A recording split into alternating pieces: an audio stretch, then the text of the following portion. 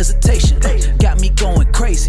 Keep it moving, I'm tuned in to True North Racing. The podcast that you need if you got the need for speed. John Morrison interviewing guests in the industry. Hey, short track, stock car racing. Gotta get it hype. Saturday night under the lights. Hear the engine rooming by. Smell the gas and feel the vibe. Going into overdrive. Drop the flag, then the car zooming by. Hey, True North Racing. Let's go.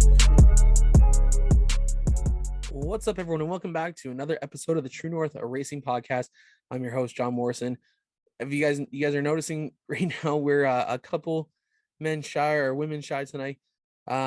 Megan Mitchell and Caitlin Walls are unable to make it into with us tonight to record the show.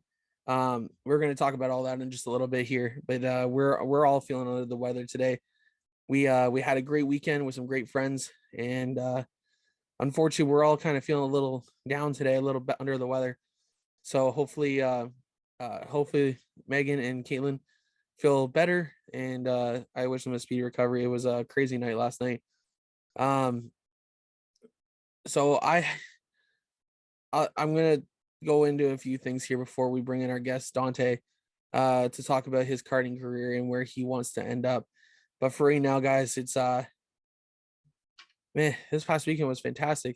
If you guys saw on our Jomo Media Driver Rundown, you guys would have seen that this past weekend, Megan, Caitlin, myself, and our significant others, we went down to Delaware Speedway, or not Delaware, sorry, we went to Tosh Weekend, and we got to get dirty for the first time since 2019.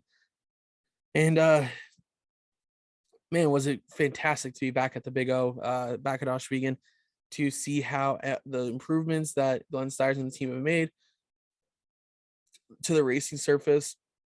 I do think the wait was well worth it. They had 2 weeks off because the weather just wasn't cooperating. So they unfortunately they were unable to race the past 2 weeks, but we were able to get in this week, which I was so excited about. There was 360 sprints, there's crate sprints, thunder stocks, and there was also mini stocks on the card. And I'd say this: people miss going to Oshwegan. Clear as day. They all miss going to Oshwegan because the mini stocks had 30 cars. The crate sprints had to send cars home. They had to send 6 cars home. The thunder stocks, they had a full field, I believe 28 to 30 of them. And as well as the 360 sprints, they also had 28 cars, I believe. But it was a fantastic night of racing. Dylan Westbrook got the dub in the 360.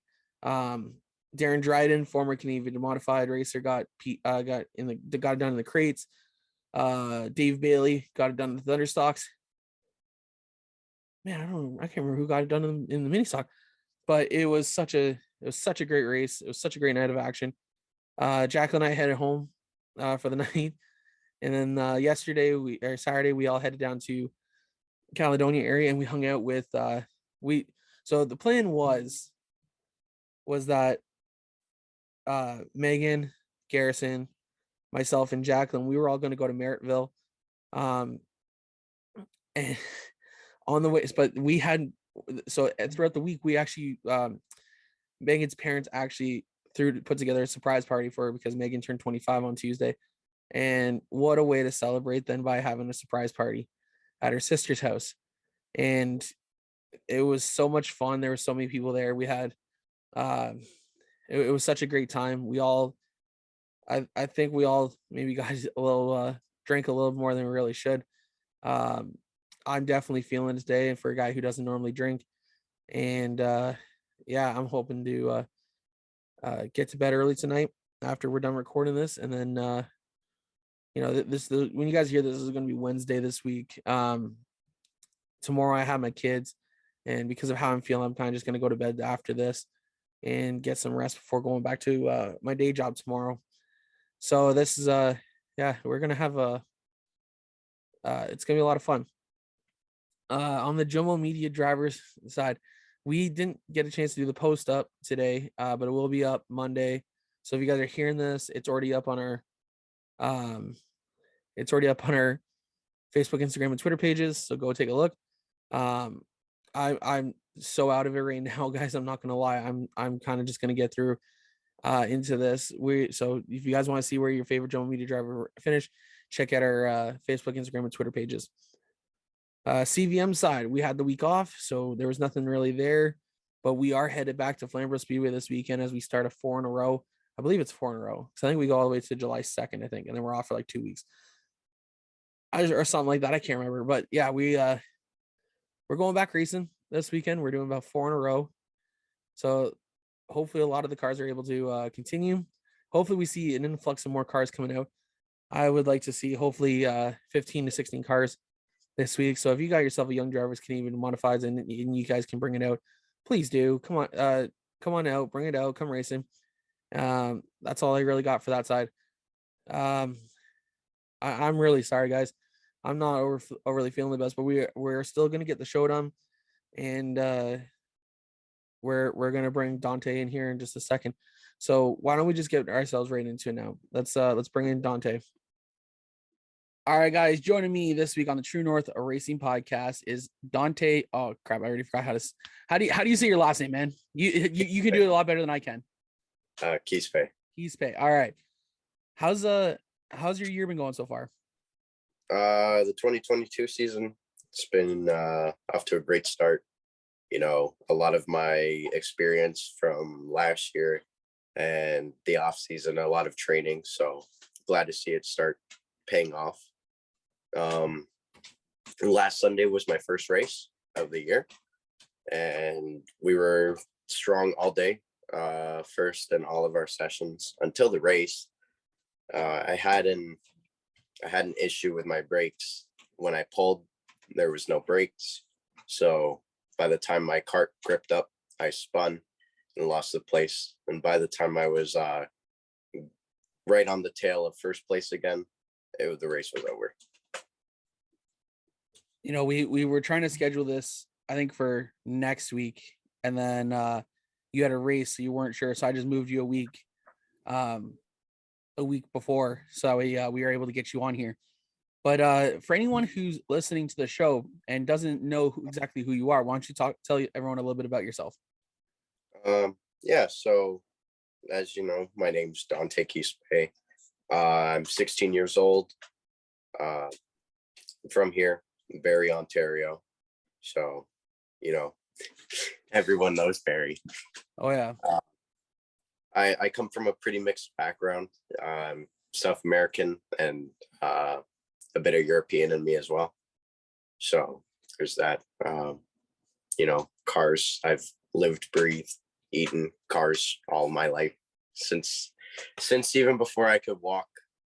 My parents always tell me stories of they would have to constantly play the Cars movie on repeat for me over and over again. Sounds about par for the course. Yeah. See, now I have a nephew. He's the same way with cars, but his parents are lucky because there's 3 movies now. My parents only had 1. So nice to see. Hey, you just need to go out there and get the other 2. It's not that hard. Yeah. Now I got the other 2. Surprisingly, I was like, when they came out, I was so excited, and I don't remember how old I was, but like, yeah, my friends like kind of judged me. They're like, "That's a kid's movie, bro," and I was like, "It's my life." Hey, nothing wrong with it, man. Like, shoot, I'll still sit down. I got 2 kids myself. I'll sit down and I'll watch Cars with them, and I'll get right into it.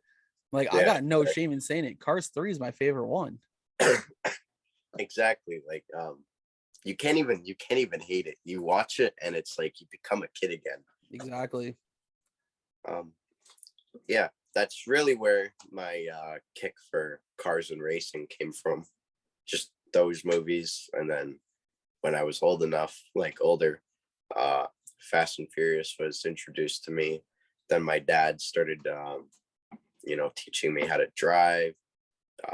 We got a console and we started playing racing games together. And he was always really good. I was always really bad at it compared to him. It wasn't until like a few years where I really understood the concept. And then I started keeping up with him and beating him. But like, that was our thing. So how old were you when you started doing that? I was about 8 or 9. Okay. somewhere around there. So when did you first get introduced and get behind the wheel of a race car Of a race car. or go-kart? Oh, that was last year. Okay. So there's a whole backstory of that. It's Oh, we want to really hear, man. That's what we're here for. no, it was just I'm in high school. I'm trying to figure out what I want to do with my life. And it's like, well, I'm good at this racing thing. I was esports racing for a while and doing my own thing for fun before then. So I was like, why not give racing in real life a try? See if I could do what everyone else is doing. Yeah. So I went about looking for ways on how to do that. Sorry. It's all good, man. Still a bit sick. But yeah, at the time I was in a relationship. It wasn't too healthy of a relationship, so it kind of limited me on how I wanted to move into this whole racing scene. Yep. And the familiarities with it. So by the time I had figured out how to get involved, right, I was talking to Brian Graham from BGR Okay. about joining in an F1600 because I saw one of their ads on Instagram. And we talked on the phone and we set up an interview, like an in-person meeting. Yeah. Where I would go down to the garage. So with excuse me, with that all set, I told my then girlfriend about it. She wasn't too happy. And then so that was put off for a while. And when things broke off, I finally actually got to meet Brian and we talked about it and he recommended I went to Mossport in Bowmanville. Yep. To do a number in there, see how I do, just to get some on-hand experience before throwing me into a real car. Yeah. Oh my god. But yeah, sorry, this is all over the place. It's all good, man. I'm just trying to remember the sequence of it all happening. It happens. Yeah. But yeah, so I ended up going to Mossport. I did my rookie training. And then first race comes around and I was really I was feeling a little intimidated because there was people there who have been doing this kind of karting for like years. Yeah. And know the ins and outs of it. Even kids who are younger or older than me. Right. So I was a little worried. But at the same time, I had trust in that I could quickly adapt to the situation. So I just remember intentionally locking my brakes on the first practice just to get used to it, see what I can do. And then qualifying came around. I think I qualified 5th that day. And then in the pre-final, I made up a position. And then in the actual race itself, I finished 3rd. So that was the first time you ever got in a kart? Yeah. Oh wow. So it kind of gave me that confidence boost of, never being in like a racing situation in real life before. And then seeing that I was besting these guys here and there, like where I could. So that really just gave me that boost of what I needed in order to propel my advancements in racing in my mind. Right. Because now this showed me that, I have goals and I have the somewhat skill of making it to those goals. Yeah. But yeah, that season went off pretty well. But yeah, that's basically how I got started in racing. Well, that's an interesting way. So you're essentially you yourself are essentially still a rookie to the actual karting world. So what division do you race now? And what kind of karts are they? So I'm still in the Mossports Madrigal rental karts. Okay. So they're just still the arrive and drive carts. I don't Okay. have 10 grand to go spend on, a two-stroke. Hey, that's to get- understandable. With my plan, after last year, I did a really good job with last season. I finished with a total of 2 podiums and 2 wins, and that got the attention of some teams, Yep. which was good on my part. I wanted to advance up into Formula 4. Okay. I wanted to skip as much as I could just to regain that ground that I had originally lost with starting so late, Yep. because I was 15 at the time and now I'm 16. Yeah. I should have been doing this when I was 8 is what I'm being told. Right. But I didn't have that luxury. So Yeah. I'm here now. But yeah, so I just put my name out there to the teams, and I actually got teams emailing me offering. Oh, wow. So before about like 2 months ago, the total was from that season, I had 10 offers to race wow. in Formula 4 on different categories. So like in Italy, in France, in Spain, in the States, just places around there basically. Yeah. And that felt even better because I was like, there's people who are karting for like 4 years of their lives and don't even get like an opportunity. And now here I am with a few, right? Yeah. Because majority of them were I would have to pay the team, but I Yeah. had a few where they would pay me to go. Yeah. But the only issue was like there was one for the States and they wanted to put me under $100,000 contract, Oh, wow. but they wouldn't cover what's it called? Travel and living expenses. But they also requested that I would be there for every 2 weeks. Yeah. Oh, so you might as well have had to move there. Yeah. Yeah. So basically that 100 grand would have been gone within like a month.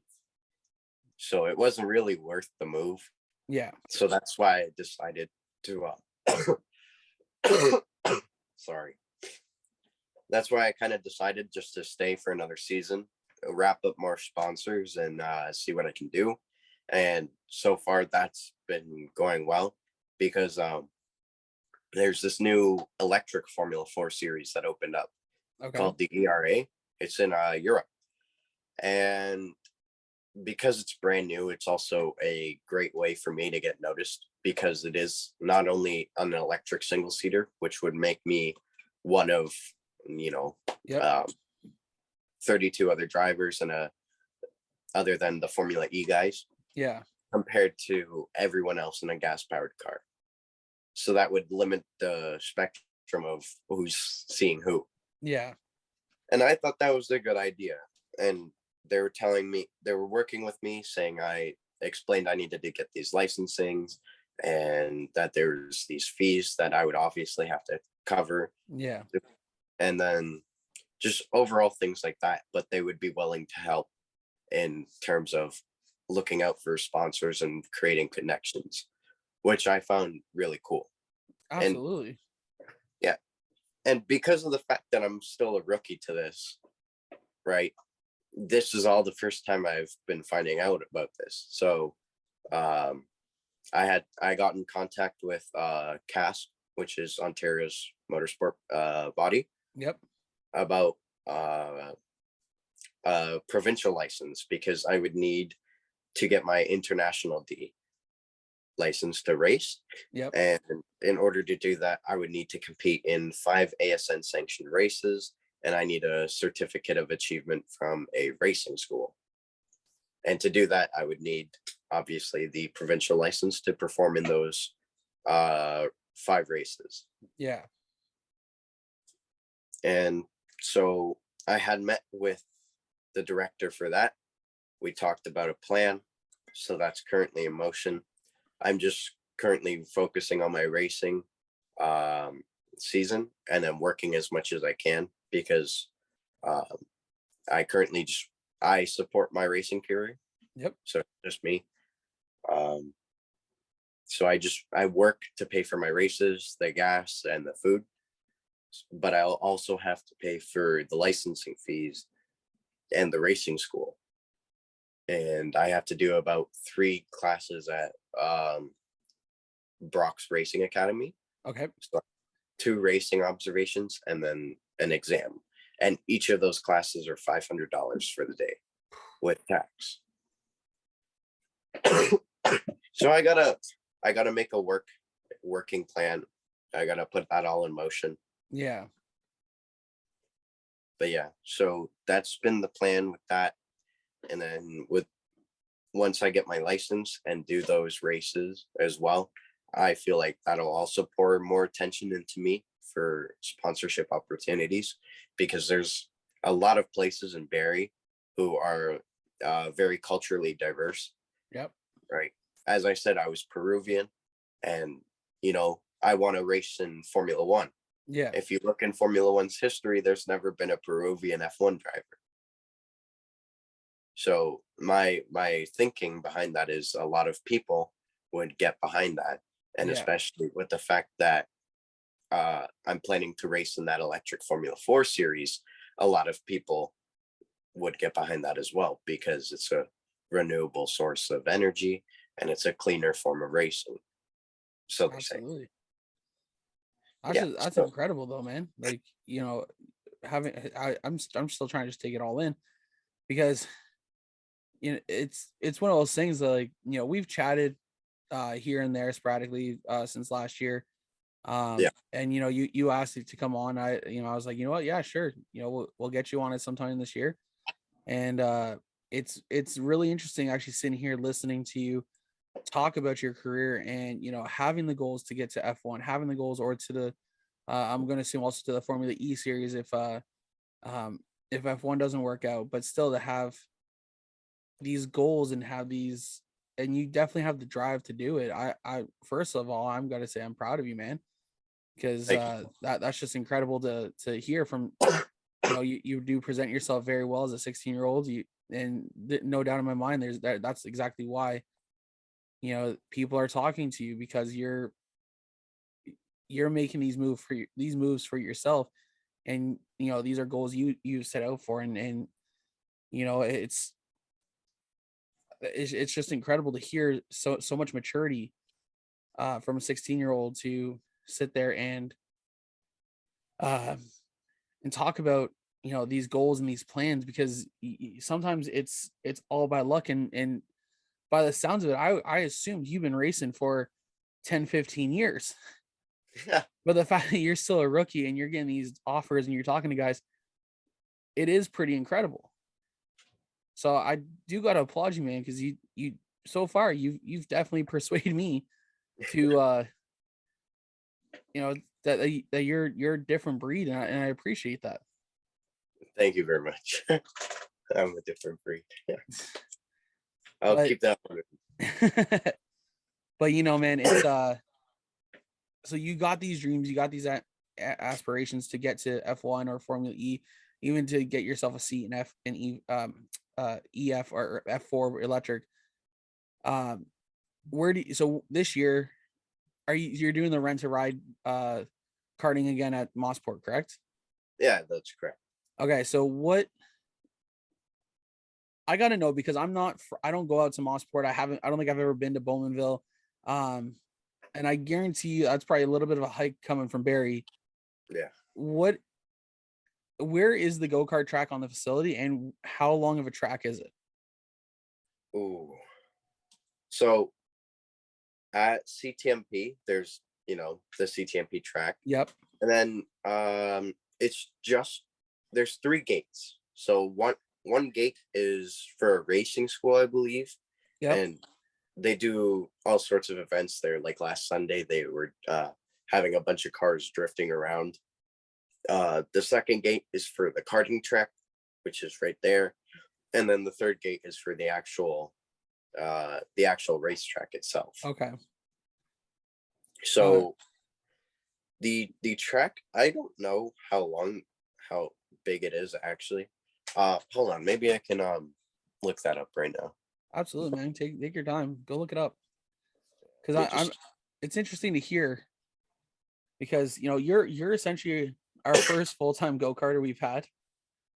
We've had guys on the show that have moved up from karting up into mini stocks, up into thunder cars or super stocks, as we call them out here.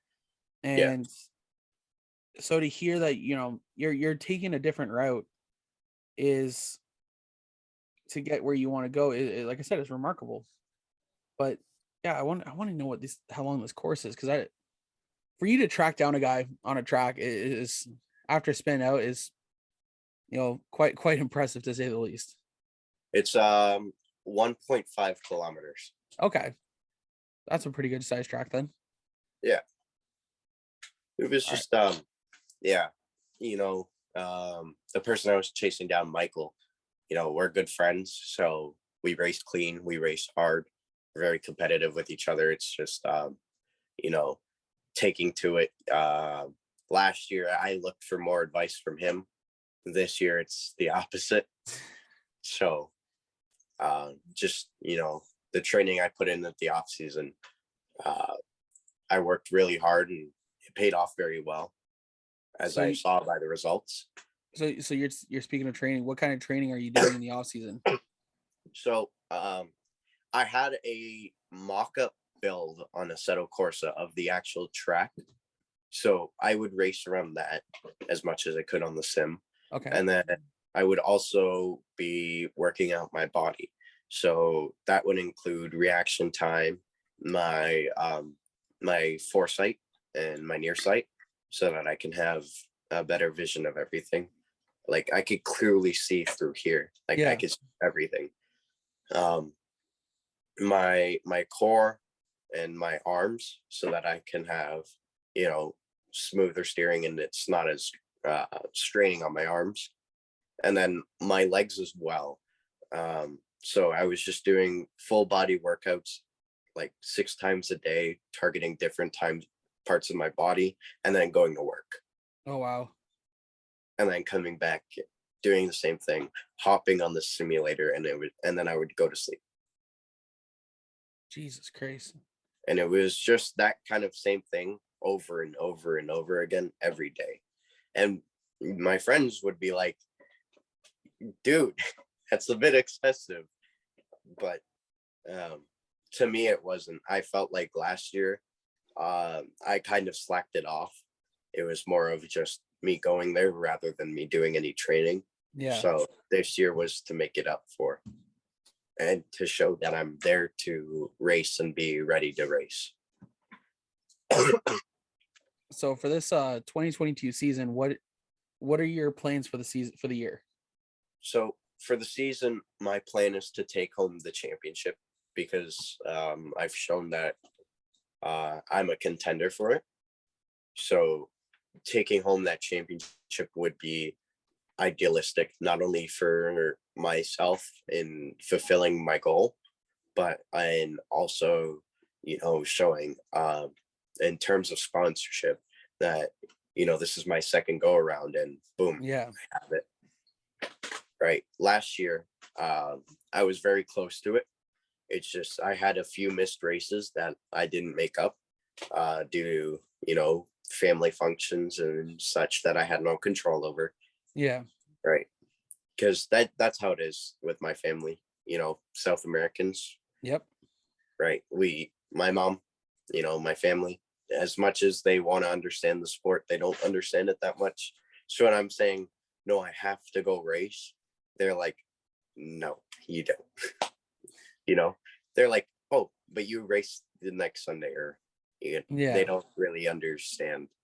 It's not like that with my dad. Like I said earlier, my dad's a car junkie like me. Yeah. He loves Formula One.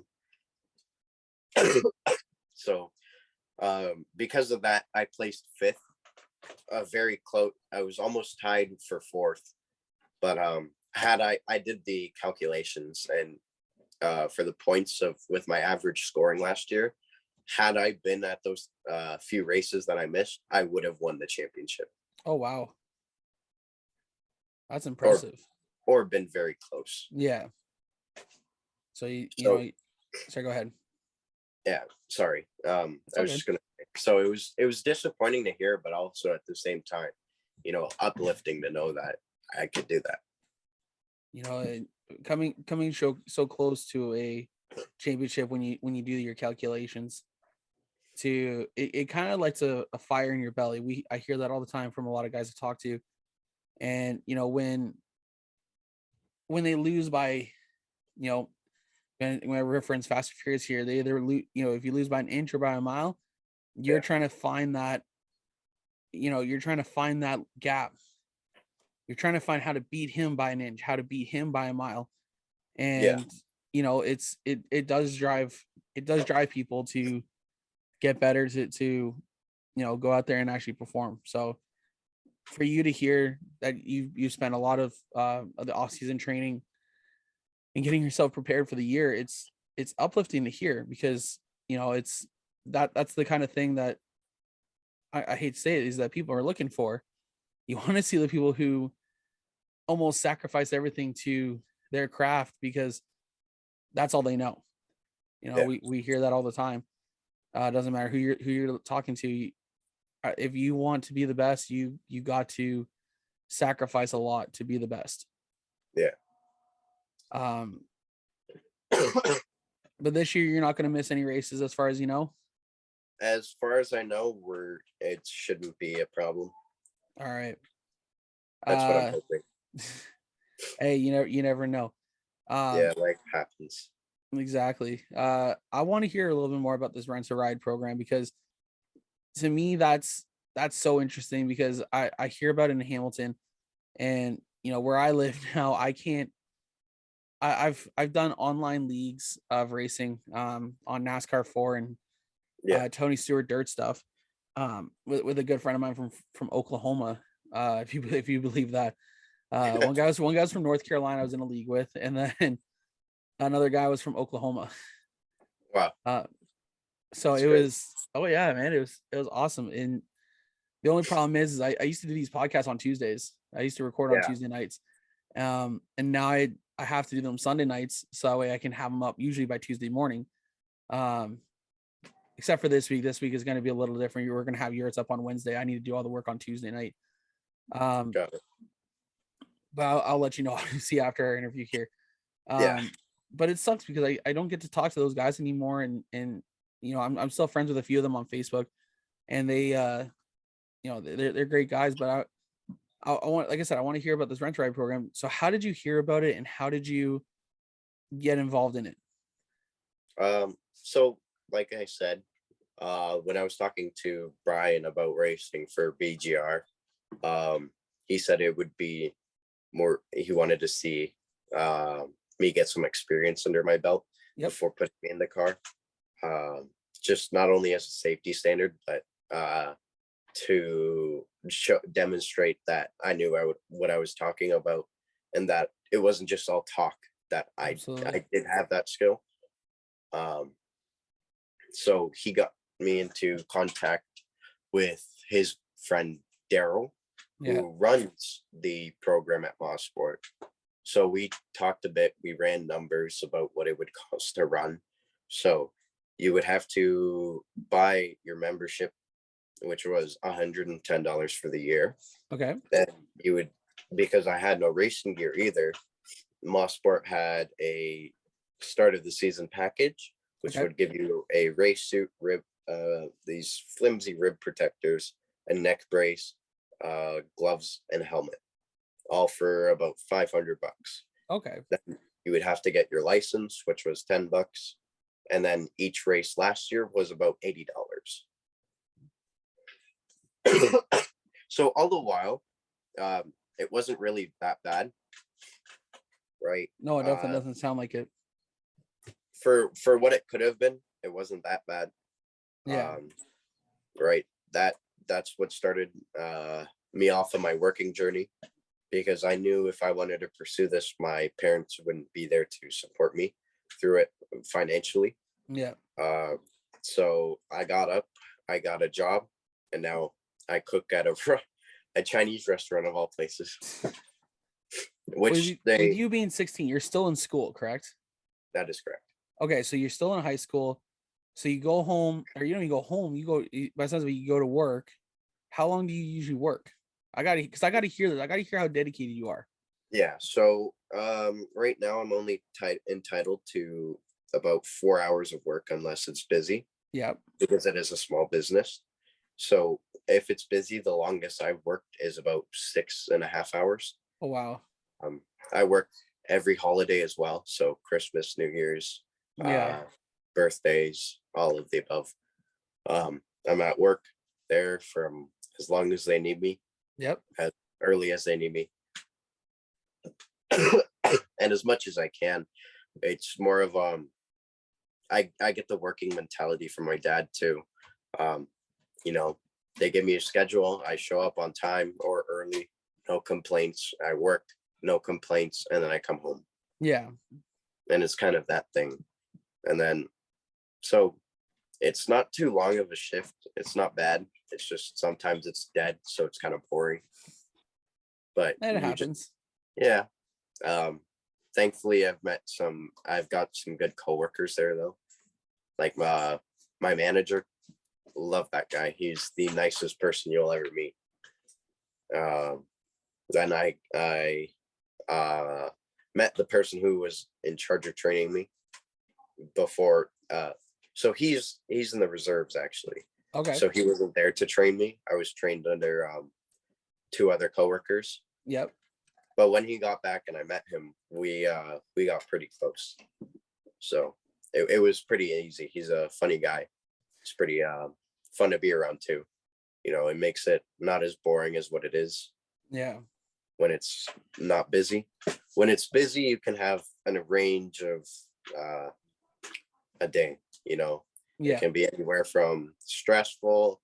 You could have a bunch of issues, or it could have been, a good day. So it's typically a good day, but sometimes we do get those stressful days, which are not the best. Absolutely.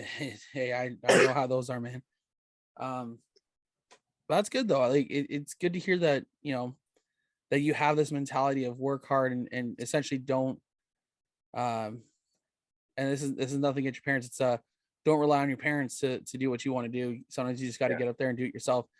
But man, I can't say enough. I'm proud of you, man. Like I hardly know you from our little talks, but like I'm proud of you. Thanks. But so we're gonna touch on a couple more things here, and I want to hear about, you have these goals, you have these dreams of making it to up to the next level. What are your steps to get there? So obviously you say you got some meetings, you've had some meetings with guys. What do those meetings entail, and how are you going to essentially attain your goal of getting to the next level?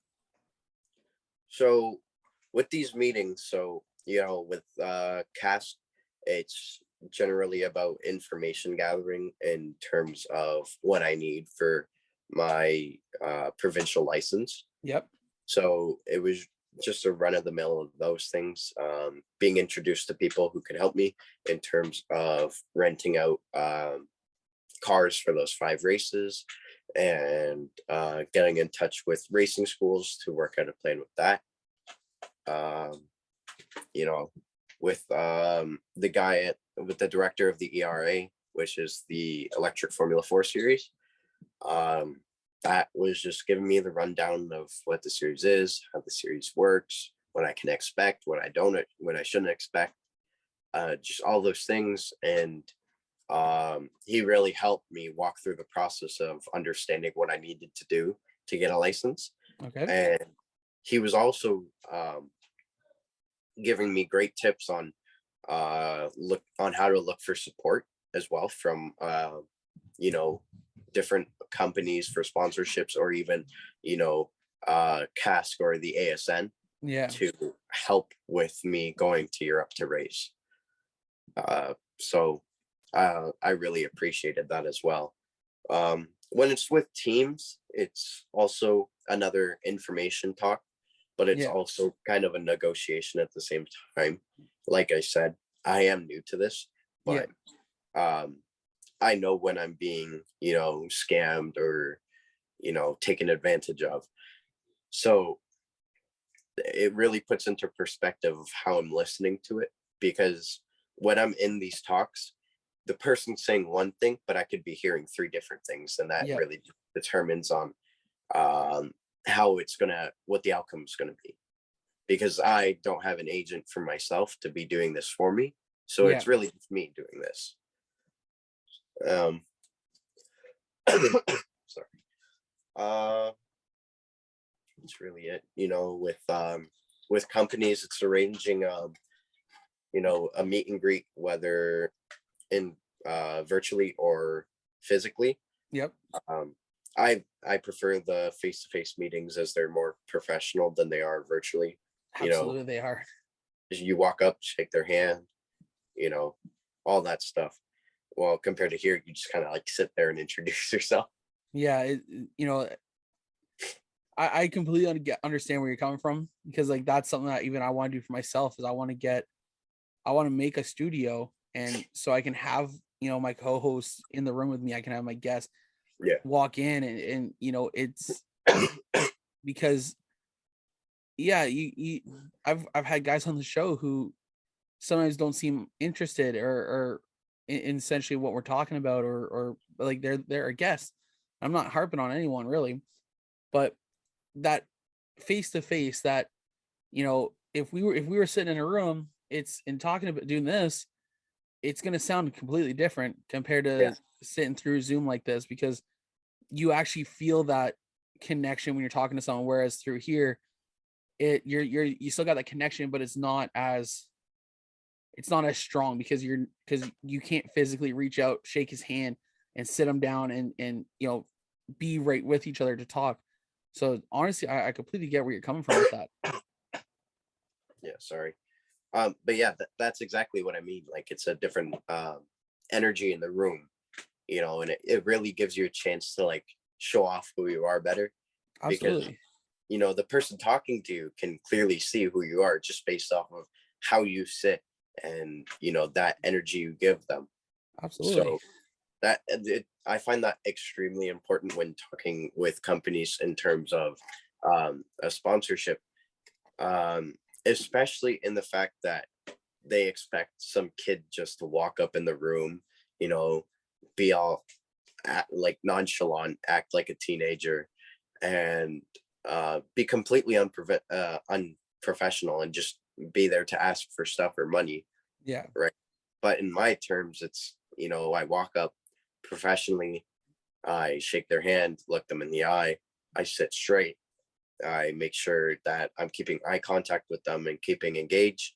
But I also, I'm there not only to uh, gain a sponsor, but I'm also there to establish a link for them to use, right? For me to be an asset rather than me to be a cost. Absolutely. And that's what sets me apart from other people, because like I said, other people are just there to expect free stuff or free money, Yeah. while it's really just a two-way street. They may give you money or things, but you have to show them that it's not at a cost, that it's a partnership. Yeah. And that's another thing that I love about in person, because again, like I said, being professional, showing your energy, and showing your overall respect will help lead to that and show them what kind of person you are. Hey man, you're definitely not wrong there. We're just about to, so we're going to jump into our fan question period here. Whereas you saw earlier, I butchered your name, and I'm really sorry about that. As you saw earlier today, we put out on Facebook and Instagram that you were coming on the show, and if anyone had a question for you, feel free to submit it, and we can put it in, and we'll ask you. Are you ready to answer them? Yeah, sure thing. All right. So the first one is Mike Huey 07. I mean, I'm Huey 07. Oh. Tell him I said thanks for the win. That's Michael. That's the guy I was chasing down last Sunday. And then he also adds, ask him if he's going to race club next year. That's something I was thinking about, that I should be involved in. but I also, with my thinking of seeing as I have the opportunity to go race in a higher level, that right now my focus should be on that. Yep. And if that does fall through, right, I would already have the funding and knowledge I need to race in club. Okay. That's awesome, man. Those are our fan questions this week. We want to thank everyone for submitting them. Make sure you guys tune in next Sunday to find out who will be jumping on the show and submit your fan questions on Facebook, Instagram, and Twitter. Thank you, Dontae, for answering them tonight. No worries. So I'm about to let you go, but I want you to tell us where everyone can find you on social media. When's your next race? And anything else you want to add, sponsors or anything like that, feel free to add. This is your portion to thank everyone. Yeah. So you can find my Instagram at Dontae Quispe. So it's my last name without the E. Yep. That's my primary source of social media. You can find posts and updates about my races as they progress. My next race is this Sunday, June 12th. So I'm excited for that, getting ready for that. I'm trying to recover from this cold that I've got just in time so I can race. Sponsors, I'm sponsored by that Chinese place I work at, Yang's Chinese Food. That's the white cap I wear at the race. You'll see it on my Instagram. Also sponsored by R&B Roofing. That's a roofing company here in Barrie, as well as Dream. So Dream is two things in one, really. It's a sports academy, but it's also sorry, I'm trying to remember what he does. It's all good. He does social media management. Okay. Right. To help portray your platform for your dream. It's my brother, so he should appreciate hearing this. I don't have all the logos on my suit yet, as they do cost money and take time. Yep. But they are coming. They should be here within the season. But yeah, he will help you set up a social media platform. He'll manage it for you, run ads to advertise it. He's also starting up a sports academy for kids, so for things like soccer and other things. And I thought that would be a great thing to collaborate with, not only because he's my brother and he could use that hand from me, but as a South American racer, there's so few of us and there's so few kids in general who come from wealthy families to have that support in racing. Yep. Compared to the vast majority who don't have that support. So with that sports academy, my thinking behind that is I can help out with that in supporting other kids like me or other kids who can't support themselves to be able to race in some sort of way. So that was my thinking behind that. So it was kind of a no-brainer to represent that. Absolutely. That definitely sounds really good, man. Is there anyone else you want to thank? Thank you for hosting me on the show. Anytime, man. You always have an opening here. If we got an opening, I'll be more than willing to reach out to you. We can chat some more about it. All right, sounds good. All right, man. I think we're gonna let you get going for the night here. It was definitely a pleasure having you on. And yeah, man. Like I said, thank you. Good luck this year, and hopefully we'll see you do great things. All right, thank you so much. All right, bye now. Bye. All right, guys, that was Dontae, and we want to thank Dontae for joining us this week. It was a pleasure chatting with him and getting to know him a bit more. He's followed me on social media on Instagram there for a while, and he has to come on last year at some point, and it was nice to actually get and talk to him and chat with him a little bit. Hopefully wish him nothing but the best all throughout 2022. Next week on the show, guys, you guys will find out next Sunday. I'm sorry, guys. I'm kind of rushing through this right now. I'm like I said, I've said throughout the show, I'm not feeling the best. Make sure you guys are supporting Joe Media. We do have a merch and apparel ready to be at your doorstep. Head on over to our Facebook and Instagram page and click the link, and it'll take you right to whatever one you want to get. I'm currently sporting a True North Racing Podcast hat, but I do also have a sweater, and you know they're fantastic, and it shows your support for the podcast, for Joe Media. Thank you guys. Next week, you guys are gonna possibly find me at Flamborough Speedway. Should be there next Saturday for the Young Drivers Canadian Modifieds. I'm looking forward to getting back to the track. It's gonna be a lot of fun. Make sure you guys tune in next Friday to see where all your favorite Joe Media drivers are running this weekend. Or that weekend. Should be almost a full card, I think, of drivers racing next weekend. It's gonna be crazy. And yeah, other than that, guys, that's gonna do it for me this week. Thank you everyone to listening to True North Racing Podcast presented by Joe Media and Promotions. For I want to once again send my well wishes out to Megan and Caitlin as they are getting over and feeling, and hopefully they feel better here tomorrow. Hopefully we'll see them all next week. Thank you everyone for listening to the True North Racing Podcast. My name's John Morrison. We'll see you guys next week.